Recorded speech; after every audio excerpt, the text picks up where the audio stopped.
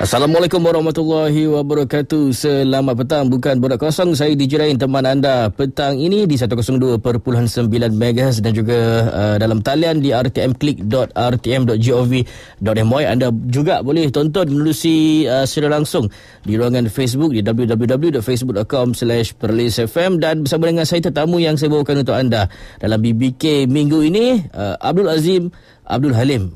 Cik Abdul Azim merupakan penggiat industri art jamming dan kartun animasi Perlis. Assalamualaikum Cik Azim. Waalaikumsalam. Baik, Alhamdulillah. Terima kasih sudi mai. Saya tahu hari ini hari buka studio sebenarnya. Ya, betul. Tapi sampai juga dengan kami dekat Poli FM petang ni. Betul. Kita nak sembang-sembang pasal satu benda baru juga dekat Malaysia. Tambah dekat Polis lah. Betul. Kalau kita sembang pasal art jamming ni, orang tanya apa dia art jamming ni. Kita ambil perkataan belakang tu, jamming sinonim dengan jamming music. Betul. Bila dengar pasal jamming ni, main lah, gitar kan, buat betul. Band, pergi studio, lepak-lepak macam tu semua. Okey, jadi Cik Azim, sebelum saya nak tanya pasal art jamming tu, nak berkenalan tu Cik Azim. Cik Azim orang mana? Saya kalau ikut dilahirkan di Pulau Pinang lah. Orang kata orang BM. Tahu BM tahu mana? Bukit Tanjung. Betul. Orang Tanjung lah. Betul. So tapi kata dari darjah 1 tu sampai sekolah menengah tu membesar di Selangor lah. Dia pindah di sana lah. So kalau nak kata dalam bidang multimedia animation ni, dapat pendidikan di SMK Kapun Jawa, Selangor. Dan sambung di, kita kata kalau di SMK tadi mau tu belajar proximity media lah. Kalau kata mana mai kata bidang ni kan, ada satu subjek tu proximity media, belajar selama 2 tahun di situ. Di sekolah? Di sekolah, betul. Maksud kata 4-5? Betul. Okey. Subjek tu proximity media. Di situlah kita belajar mengenai grafik, macam mana nak buat editing segi poster, gambar settingan gambar kan. So kemudian berlanjut ke Kolej Yayasan Melaka. Dan situ kita sambung subjek animasi lah. Animation. Betul.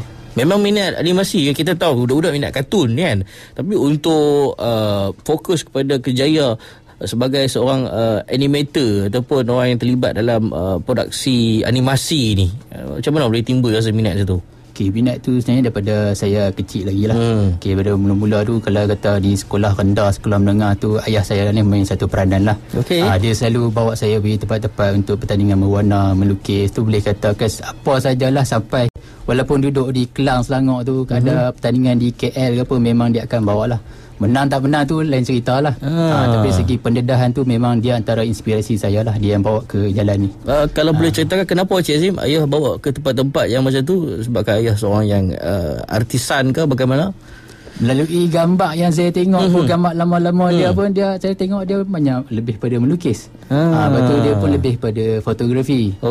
Betul, masa di tingkatan saya sambung lah, tingkatan 4 dan 5 tu, ada 2 orang cikgu ni lah, dia nampak bakat saya ke arah ni. So dia kata, why not you, daripada you grafik yang tak bergerak ni, kita masukkan you dalam satu subjek ni yang boleh menggerakkan. Maksudnya dari segi gambar, teks kan, kita gerakkan benda tu. Pergerakannya ni kita sebutkan sebagai animasi lah. So kalau saya boleh sebut tadi nama 2 cikgu tu, Cikgu Abdul Karim dan Puan Aumi Syahidah.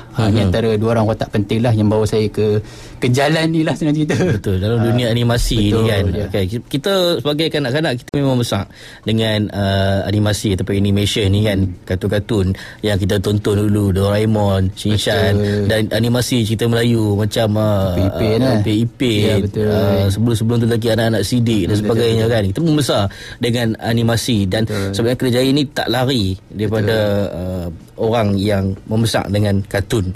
Okey, jadi sebelum kita pergi tentang animasi tu, saya fokus dulu kepada art jamming yang kita nak cerita ni kan. Jadi apa tu art jamming, Cik? Okey, art jamming ni betul lah tadi. Kalau permulaan kita jual perkataan art jamming tu, memang kebanyakan orang ingat ni bahagian muzik lah. Ada usung gitar ke apa, bukan.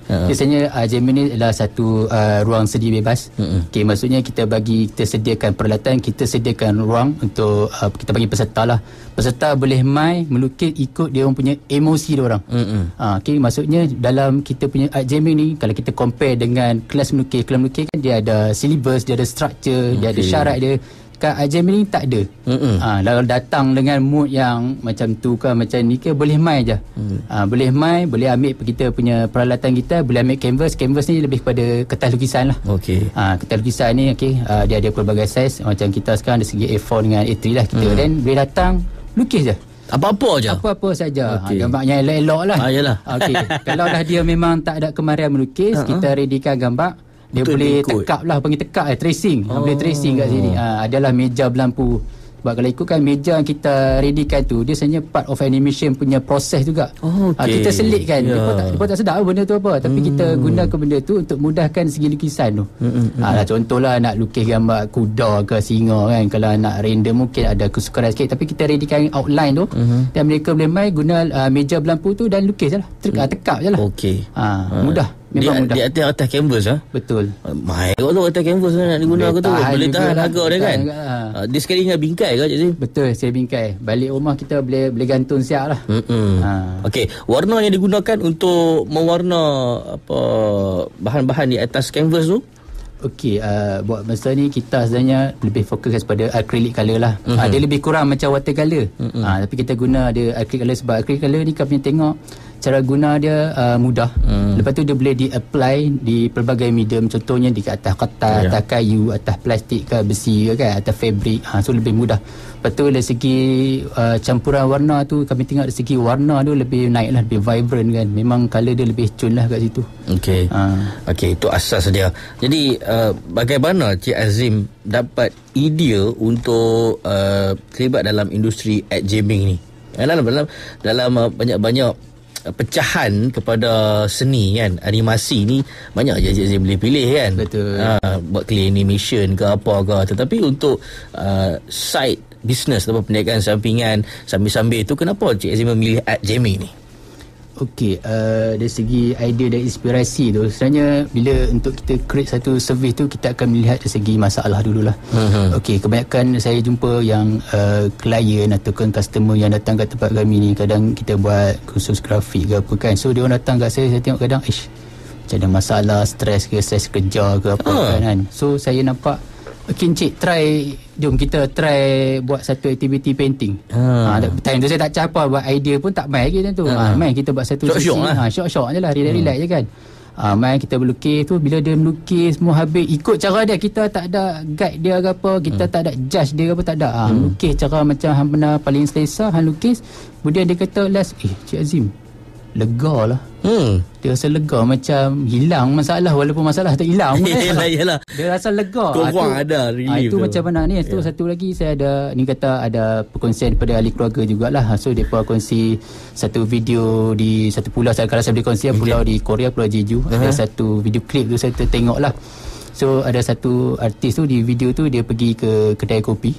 Kedai kopi senang ni lah, minum kopi, makan kuih ke apa benda ringan-ringan. Tapi saya duk pelik, pasal apa duk pakai apron pula. Lepas tu dia ambil barang lukisan. Barang lukisan, lepas tu kat satu cermin tu view memang nampak pantai lah, kat pulau tepi kan. So dia mulakan aktiviti melukis tu. Dia jual lain tu. Dia betul. So sambungnya daripada melukis, daripada dia minum air semua, dia boleh melukis. So saya nampak situ ada satu idea lah yang kita boleh bagi dia lebih solid kan.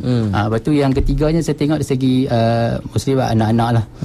Mereka kadang ni mereka ada minat, mereka ada imajinasi mereka. So mereka nak luahkan diorang punya perasaan, emosi diorang. Tak ada tempat. Kalau ada pun di rumah tu dia limited.